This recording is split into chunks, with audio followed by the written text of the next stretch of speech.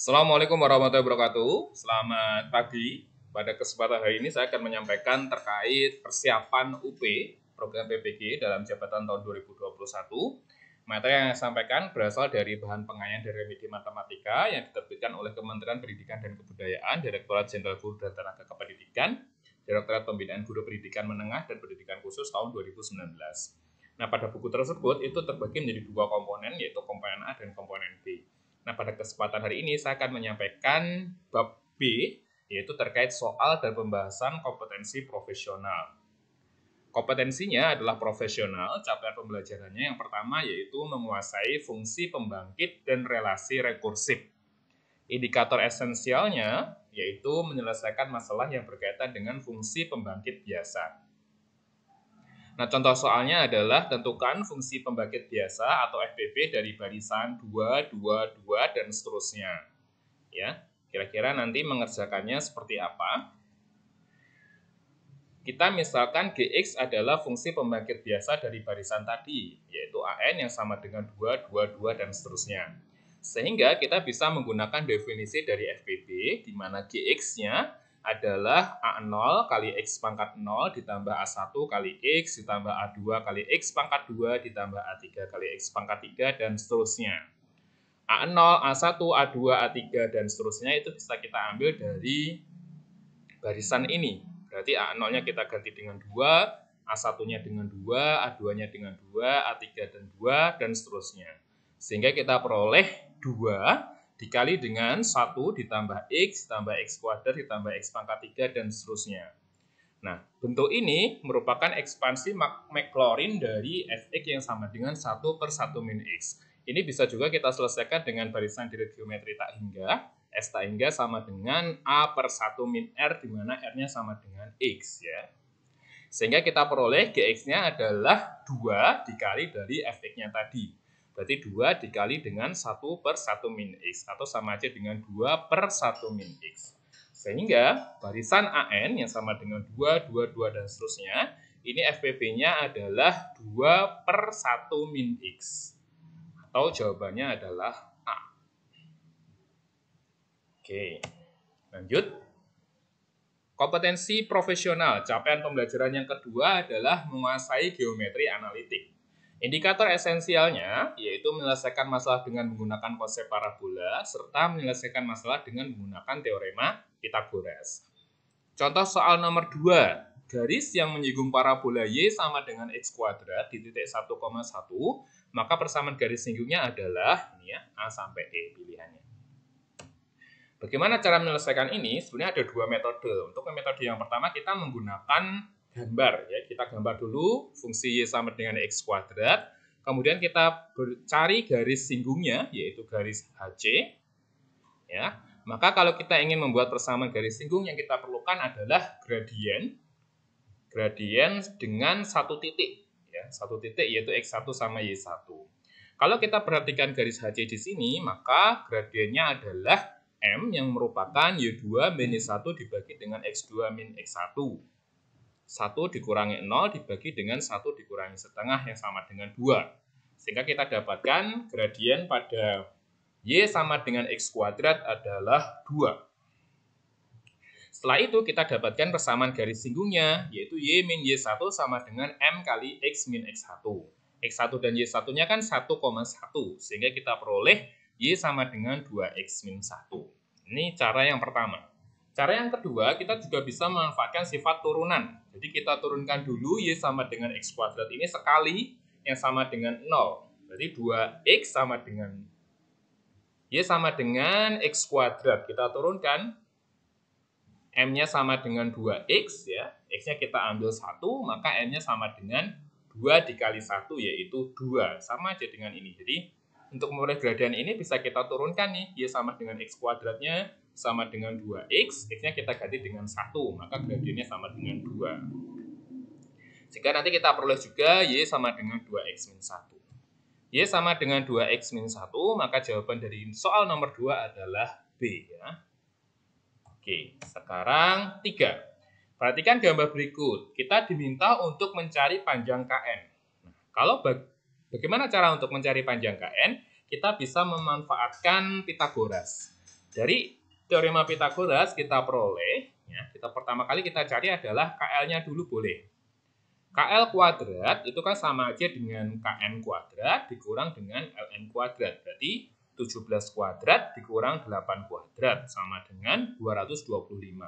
Sehingga KL adalah akar dari 225 yang sama dengan 15. Begitu juga untuk yang NL. NL kuadrat itu sama aja dengan MN kuadrat dikurang dengan ML kuadrat. Jadi 10 kuadrat dikurang 8 kuadrat yang sama dengan 36. Sehingga kita peroleh NL-nya sama dengan 6. Sehingga KN itu sama aja dengan KL dikurangi NL, yaitu 15 dikurangi 6 yang sama dengan 9. Oke, tidak ada masalah saya rasa ya. Kompetensi profesional berikutnya yaitu menguasai geometri datar capaian pembelajarannya. Indikator esensialnya yaitu menyelesaikan masalah dengan menggunakan konsep kesebangunan dan menyelesaikan masalah dengan menggunakan konsep luas. Jadi ada kesebangunan dan ada luas. Contoh nomor 4. Diberikan persegi berukuran 10 x 10 di bawah ini telah terbagi menjadi 5 persegi panjang yang luasnya sama. Pertanyaannya adalah berapa nilai AB, panjang AB ini berapa ya? Dan gitu. Berarti yang pertama kali kita kerjakan untuk menyelesaikan soal ini adalah kita cari luas masing-masing persegi panjang. Karena tadi ukurannya adalah 10 x 10, berarti kan 100. Kita bagi menjadi 5. Bagi 5, karena kan ini mempunyai luas yang sama. Ya. Ini ya, luasnya sama. 100 dibagi 5 adalah 20. Sehingga kita bisa mencari memulai dari panjang garis A. Panjang garis A kan berarti 20 dibagi 10 sama dengan 2. Kemudian panjang garis B berarti 10 dikurangi 2 yang sama dengan 8. Kemudian panjang garis C berarti 20 dibagi 8 yang sama dengan 2,5 cm. Kemudian panjang garis D berarti 10 dikurangi 2,5 yaitu 7,5 ya. Kemudian panjang garis E berarti 20 dibagi 7,5 yang sama dengan 2/3. Sehingga kita peroleh F ya.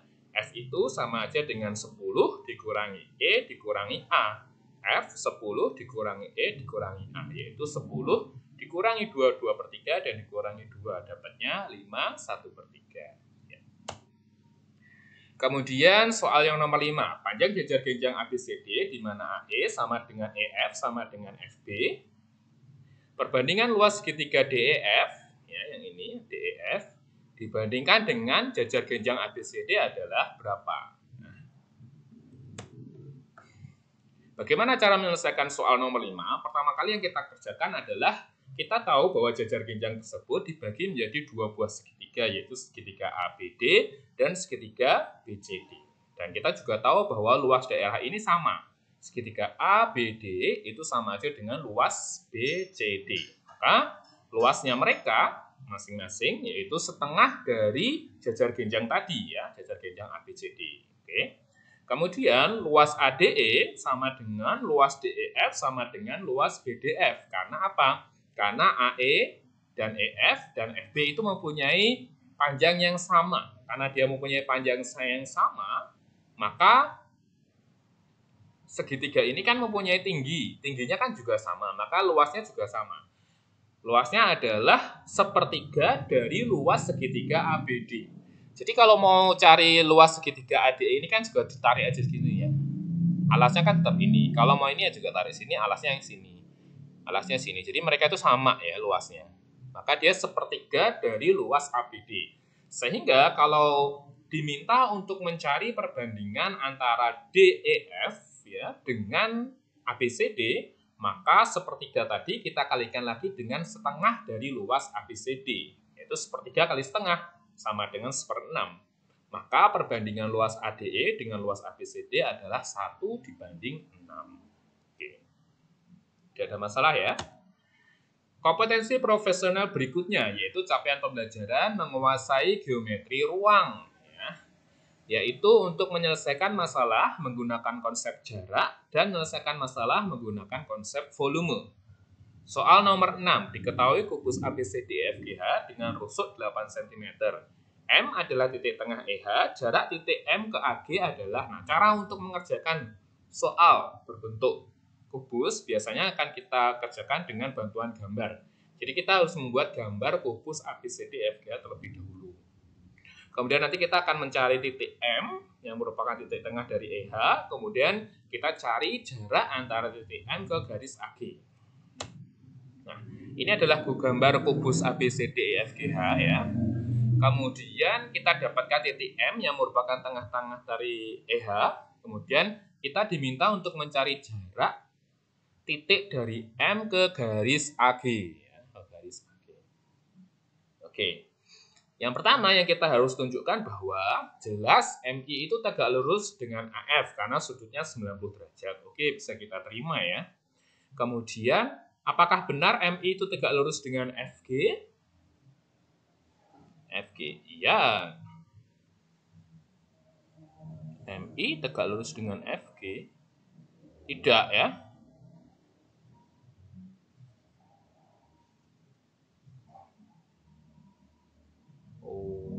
MI dengan FG. MI dengan FG nanti cari tahu ya apakah benar MI itu tegak lurus dengan FG. Jadi MI itu tegak lurus dengan AFGD. Iya, MI tegak lurus dengan AFGD. Akibatnya MI itu tegak lurus dengan AG. Karena MI dan AG berpotongan di titik J, maka jarak M ke AG adalah panjang ruas garis MJ. Ya. Jelas, MC itu adalah setengah dari diagonal sisinya. Berapa sih diagonal sisinya? Diagonal sisinya kan 8 akar 2. Berarti setengah dari 8 akar 2, yaitu 4 akar 2. Kalau kubus itu kan diagonal sisinya adalah A akar 2. Kalau diagonal ruangnya adalah A akar 3. Oke. Tapi tadi yang masih menjadi masalah, apakah MI tegak lurus dengan FG ya? Ini perlu dicari tahu terlebih dulu ya. Oke. Kemudian soal yang berikutnya, soal nomor 7. Diberikan kubus ABCDEFGH dengan R pada DC, sehingga ER dibanding RC itu adalah 2:1. Perbandingan volume limas dan kubus adalah, maka titik R itu menyebabkan ada limas yang berada di dalam kubus. Ya, oke. Nah, kita diminta untuk mencari tahu perbandingan antara volume limas RBCGF dengan volume kubus ABCDEFGH. Yang pasti kita tahu adalah volume kubusnya yaitu A pangkat 3 kalau kita misalkan sisinya itu A. Sementara volume limas itu adalah sepertiga kali luas alas kali tinggi. Luas alasnya kan A kuadrat. Tingginya adalah sepertiga dari A. Tadi ya dengan perbandingan 2:1 ya. Sehingga kita dapatkan volume limasnya adalah 1/9 A pangkat 3. Maka perbandingannya yaitu 1:9. Ini jawabannya yang E. Oke, kompetensi profesional berikutnya yaitu capaian pembelajaran menguasai geometri transformasi. Indikator esensialnya adalah menyelesaikan masalah dengan menggunakan konsep komposisi, translasi, refleksi, dan rotasi. Contoh soalnya yaitu persamaan bayangan garis Y sama dengan 2x min 3 karena refleksi terhadap garis Y sama dengan min X dilanjutkan dengan refleksi terhadap garis Y sama dengan X. Jadi garis ini kita refleksikan. Yang pertama yaitu dengan garis Y sama dengan min X. Kemudian kita lanjutkan refleksi berikutnya dengan garis Y sama dengan X. Nah, proses seperti ini biasanya akan kita kerjakan menggunakan bantuan matriks ya. Jadi yang ini nanti kita cari matriksnya T1, yang ini matriks T2. Biasanya begitu. T2 nanti kita komposisikan dengan T1, kita kalikan matriksnya. Nanti dapat bayangannya nanti akan kita substitusikan ke Y sama dengan 2x min 3. Ya, betul ya. Jelas matriks refleksi terhadap garis Y sama dengan X ini 0, 1, 1, 0. Untuk Y sama dengan min X, 0, min 1, min 1, 0. Kemudian kita kalikan tuh. T2 kita kali komposisi dengan T1 ya. Kita kalikan matriksnya. Dapatlah min 1, 0, 0, min 1. Kemudian ini kita kalikan dengan XY untuk mendapatkan bayangannya. Sehingga kita peroleh X aksen sama dengan min X, Y aksen sama dengan min Y. Min X dan min Y kita substitusikan ke persamaan tadi. Y sama dengan 2X min 3. Sehingga kita peroleh Y min 2X min 3 sama dengan 0. Y min 2X min 3 sama dengan 0. Jawabannya yang B. Oke. Kompetensi profesional berikutnya yaitu capaian pembelajarannya menguasai integral dan aplikasinya. Indikator esensialnya yaitu menyelesaikan integral tentu dengan menggunakan teorema dasar kalkulus dan menyelesaikan integral yang melibatkan fungsi trigonometri. Sebagai contoh, misalkan kita diminta untuk mencari nilai integral dari 0 sampai 2 x kuadrat kali x tambah 2 dx ya. Bagaimana proses mengerjakan ini? Ya kita kalikan saja ya. Si X kuadrat kita kalikan ke X ditambah 2. Kita peroleh X pangkat 3 ditambah 2X kuadrat. Kemudian kita integralkan. X pangkat 3 kita integralkan menjadi 1/4 X pangkat 4. 2X kuadrat menjadi 2/3 X pangkat 3. Batasnya dari 0 sampai 2. Batas tersebut kemudian kita masukkan. Batas atas dikurangi dengan batas bawah. Sehingga kita peroleh dapatnya 9/3 atau D. Oke.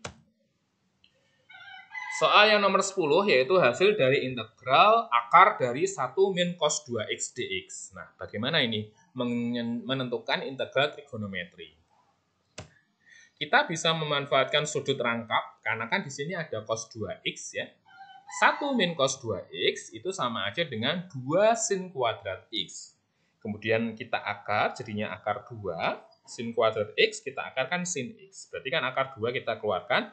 Integral dari sin x dx adalah min cos x. Kita kali dengan akar 2 jadinya min akar 2 cos x ditambah c.